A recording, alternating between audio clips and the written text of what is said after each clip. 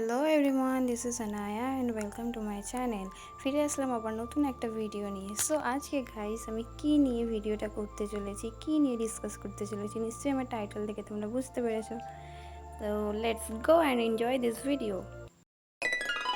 So guys আজকে রবিবার, তাই আগের দিন রাত্রিবেলা আমার শাশুড়ি আমার নানি শাশুড়িদের বাড়িতে গিয়েছিল। আর আজকে যেহেতু সবাই বাড়িতে থাকবে, সানডে, আজকে সবাই কাজে যাবে না কেউ, তাই আজকে একটু ভালো মন্দ রান্না করার জন্য আগের দিন রাত্রিবেলা আমার শাশুড়ি আমার নানি শাশুড়ির সঙ্গে ডিসকাস করে এসছে যে কী রান্না হবে।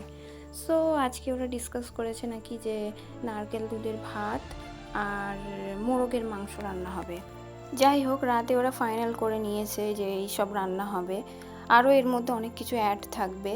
তো সকালে রাতটা পেরিয়ে গেছে, সকালবেলা কি হয়েছে, আমরা সবাই ঘুমাচ্ছি, তখন গিয়ে হয়েছে আমার নানা শ্বশুর একদম সকালবেলা, তখন 6টা বাজে হয়তো, দৌড়ে দৌড়ে ও বাড়ি থেকে এসে আমাদের বেল বাজাচ্ছে, খুব ডাকছে খুব ডাকছে।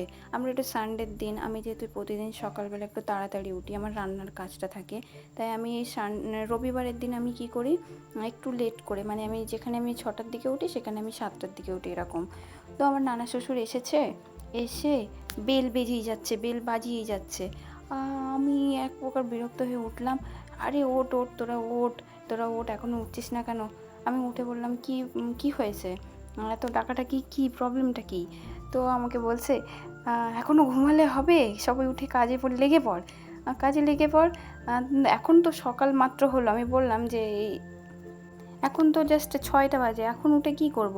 না, মোরগটা জবা করতে হবে, তারপরে আরও অনেকগুলো কাজ আছে। মানে আমরা দুই ফ্যামিলি একসঙ্গে রান্না করলে, একসঙ্গে খেলে উনি যে এত পরিমাণ এক্সাইটেড হয় সেটা বলে বোঝানো যাবে না। উনি দৌড়াতে, মানে হাঁটতে পারে না সেই মানুষ, আমরা একসঙ্গে রান্না করব সেই কথা উনি জেগে, আমার যত সম্ভব মনে হয় রাতে ওনার তো ঘুম হয়নি যে আমরা পরের দিন একসঙ্গে খাবো, একসঙ্গে মানে সব কিছু করবো। উনি ওই বাড়ি থেকে দৌড়ে দৌড়ে এই বাড়িতে এসছে আমাদেরকে ডাকার জন্যে। মানে একটা মানুষ কতটা এক্সাইটেড হলে এরকম করে, বুঝতে পারছেন? তারপরে আর কি, আর ঘুমালাম না, উপরে গেলাম, উপরে গিয়ে আমার শাশুড়িকে ডাকলাম।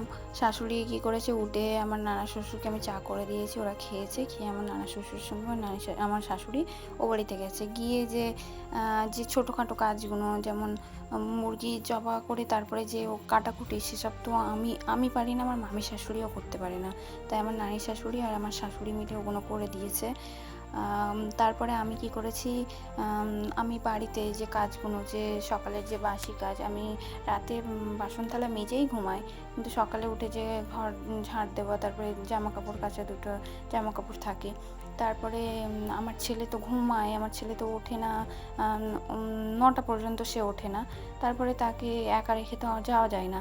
তারপরে আমি কি করেছি, সব কাজগুলো করেছি, করে তারপরে আমি কি করেছি, 9:30টার দিকে আমি ও বাড়িতে গিয়ে তারপরে যে পরের কাজগুলো, যেমন কাটাকুটিগুলো, সেগুলো গিয়ে আমি করেছি। আর আজকে যে রান্নাটা হচ্ছে, যে পুরো রান্নাটা আমরা কাঠের চুলায় করেছি, কারণ এতগুলো রান্না, এত ভারী রান্না, এত কিছু, মানে এগুলো তো গ্যাসে করা সম্ভব না। তারপরে ফ্যামিলি মেম্বার্সরা, আমার নানি শাশুড়িদের ফ্যামিলিতে 5 জন, আমরা বাড়িতে 4 জন, আবার আশেপাশে সবাই রয়েছে। মানে আপনাদেরকে আমি আমার আগের ভিডিওতে বলেছিলাম হয়তো যে আমার শাশুড়ি বাবার বাড়িতে থাকে, আর বাবার বাড়িতে থাকে বলতে সেটা একটা অনেক বড় একটা একটা মানে শিকড় টাইপের বেরিয়ে যাবে, কি আমার শাশুড়ি বাবার বাড়িতে থাকে, আবার আমার নানি শাশুড়ি, সে তার বাবার বাড়ি যেখানে, তার শ্বশুর বাড়িও সেখানে। আবার আমার নানি শাশুড়ির 3 বোন, তারাও একই গ্রামে থাকে। আবার আমার নানা শ্বশুর, তারও পুরো ফ্যামিলি একই জায়গায়, মানে আমরা সবাই ওই একই জায়গায়। এবার আমরা ভালো মন্দ কোনো কিছু করলে এবার কাউকে ফেলে কেউ খাওয়া যায় না, এরকম একটা ব্যাপার। অল্প হলেও সবাইকে দিয়ে দিয়ে খেতে হয়, তার জন্য হাঁড়িটাও অনেক বড়, আর খাবারটাও অনেক বেশি রান্না হয়েছে। এটা তো আর গ্যাসে করা একদমই পসিবল না, তাই কী করেছি, চুলায় করেছি। তো আজকে গাইস আমাদের রান্নায় ছিল এটা মোরগের মাংস, অ্যান্ড পাশে আছে ওটা নারকেল দুধ বের করে যে ভাত হয়, মানে পোলাও মিষ্টি, এরা মিষ্টি দেয়। ভাই আমি কি বলবো তোমাদেরকে, আমি তো কোনো দিনও জানি না যে মিষ্টি পোলাও হয়, আমি বিয়ের আগে কখনোই শুনিনি। আমি বিয়ের পরে জানছি যে পোলাও আবার মিষ্টি হয়। কিভাবে খায় আমি জানি না, কিন্তু সবার সঙ্গে থাকলে খেতে হয়, বলে না শ্বশুরবাড়ি না, যেটা না খাও বাবার বাড়িতে সেটা শ্বশুরবাড়ি খেতে হয়, খেতে হয়, আমি খাই, কিন্তু সেভাবে আমি মন ভরে খেতে পারি না। আর কি আলু ভাজা আছে, সাথে বেগুন ভাজা আছে, মাছ ভাজা আছে, আর ডিম ভাজা আছে। আজকের খাবারের মেনুতে এই সবই আছে।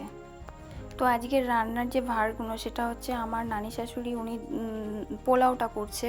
কারণ পোলাওয়ের যে দুধটা কতটা পরিমাণ দিতে হবে, কখন চাল দিতে হবে, কখন কী দিতে হবে, এটা তো আমরা জানি না। ওনার এক্সপিরিয়েন্স আছে এটা রান্না করে করে। উনি কী করছে, ভাতের পুরো দায়িত্বটা ওনাকে দিয়ে দিয়েছি। আমার মামি শাশুড়ি মোরগের মাংসটা রান্না করছে। আর এই যে পাশে আমি আলু ভাজা, বেগুন ভাজা, ডিম ভাজা, আর যে কি একটা ভাজা বললাম ওটা করেছি আমি পাশে বসে বসে। মানে আমরা তিনজন এভাবে আমরা কাজ ভাগ করে করে নিয়েছি। আমার শাশুড়ি মুরগের মাংসটা কি করেছে, কেটে কুটে দিয়ে ওনাকে সরিয়ে দিয়েছি। উনি আমার ছেলেকে আর আমার মামি শাশুড়ির ছেলেকে দুজনকে দেখছে, উনি ঘরে আছে। আর আমার নানা শ্বশুর আমাদেরকে কাজে লাগিয়ে উনি পড়ে পড়ে ঘুমাচ্ছে। যাই হোক গাইজ, আর একটা কথা যেটা বলতে চাইছি, এই আজকের রান্নার যে মেন মানে যে বিষয়টা হচ্ছে, খুব বিশেষ করে আমার নানা শ্বশুরের জন্য এটা করা হয়েছে। কারণ আমার নানা শ্বশুর এটা নিয়ে 3বার স্ট্রোক হয়েছে। ওনার এক সাইড পুরো, লেফট সাইড পুরো প্যারালাইজড হয়ে গেছিলো। এখন ট্রিটমেন্ট করার পরে পাটা উঠছে, কিন্তু লেফট সাইডের হাতটা উঠছে না। তো উনি কী করে, মাঝে মাঝে এটা সেটা খেতে চায়। আর আমার শাশুড়ি বা ওনার আব্বুকে খুব ভালোবাসে, ওনার আব্বু যা খেতে চায়, যেটা করতে চায় ওনাকে দেয়। তো এই বিষয়টা অনেক দিন থেকে এটা হবে হবে হচ্ছিল, কিন্তু হচ্ছিল না। কারণ আমার শাশুড়ি অফিসে যায়, আমার হাজব্যান্ডের ছুটি থাকে না।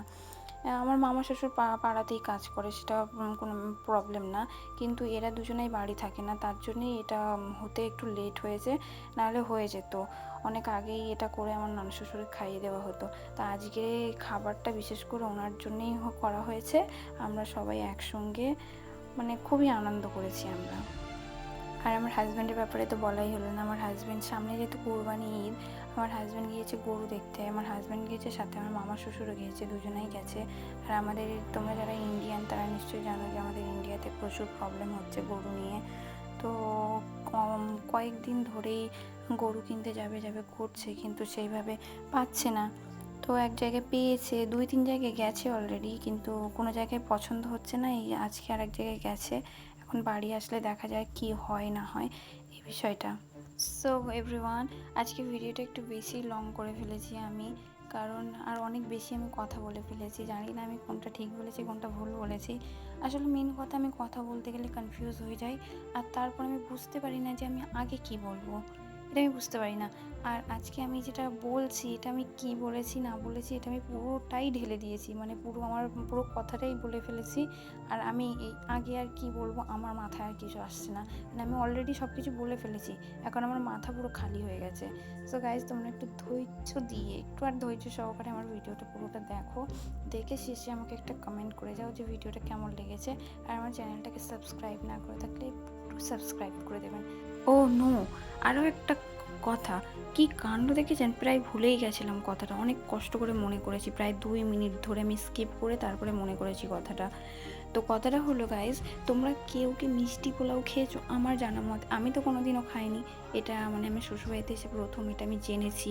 তো আপনারা কেউ যদি এটা খেয়ে থাকেন বা জেনে থাকেন যে এটা সত্যি হয় নাকি, আপনাদের ওদিকেও এমন ধরনের রান্না হয় নাকি, প্লিজ আমাকে একটু কমেন্ট করবেন। আর কেমন লাগে আপনাদেরকে খেতে, এটাও আমাকে নিশ্চয়ই জানাবেন। আমি সত্যি বলছি, আমি অনেক কিউরিয়াস এটা জানার জন্যে। কি বলবো, আমি কি বলবো, আমি একটা অন্য দুনিয়াতে চলে যাই যখন আমি এই রান্নাটা দেখি। আমার পৃথিবীতে যদি কোনো রান্নার প্রতি শত্রুতা থাকে, তাহলে এই মিষ্টি পোলাওটার প্রতি আমার শত্রুতা। আমি জাস্ট অসহ্য, আমি জাস্ট সহ্য করতে পারি না। মানে কীভাবে ভাই, আমি যেখানে সাদা ভাত না খেয়ে আমি এক বেলাও আমি কাটাতে পারি না, সেখানে মিষ্টি ভাত শ্বশুরবাড়ির অত্যাচারে আমাকে খেতে হয়। ওফ, কী জ্বালা। যাই হোক গাইস, আমি এই যে এখন রান্না করে ও বাড়ি থেকে আমি এখন বাড়িতে যাচ্ছি। বাড়িতে গিয়ে আমি গোসল করব, গোসল কমপ্লিট করে আবার এই বাড়িতে আসতে হবে আমাকে। আবার এ বাড়িতে এসে সবাই একসঙ্গে মিলেমিশে খেতে হবে। খাওয়া দাওয়া করার পরে তারপরে আমি বাড়িতে যাব, রেস্ট নেব, এটাই আমার কাজ। বাইরে যাব তো ঠিক আছে, কিন্তু সূর্যি মামা যে এত পরিমাণে তাপ দিচ্ছে, আমি কি বলবো, আমার স্কিন তো পুরো ঝলসে যাবে। আমি এখন ডলে ডলে মানে ঘষে ঘষে সানস্ক্রিনটা লাগাবো, লাগিয়ে ভালো করে ওড়না জড়িয়ে তারপর আমি বেরোবো। অ্যাকচুয়ালি আমি ছাতা নিয়ে গেলেই ভালো হতো, কিন্তু ছাতা নিয়ে গেলে আমার নানি শাশুড়ি আমাকে খ্যাপায় যে তুই এত ফর্সা, একটু রোদে বেরোস না, আবার একটু জাস্ট বেরিয়েছিস তাও ছাতা নিয়ে, মানে তুই কি কালো হতে চাস না, মানে তুই কি দিন দিন আরও ফর্সা হবি, মানে এমনভাবে আমাকে মানে রাগায়। আর আমার হাসি পায় এই কথাগুলো শুনলে। যাই হোক, দেখা হবে পরের ভিডিওতে। সাবস্ক্রাইব।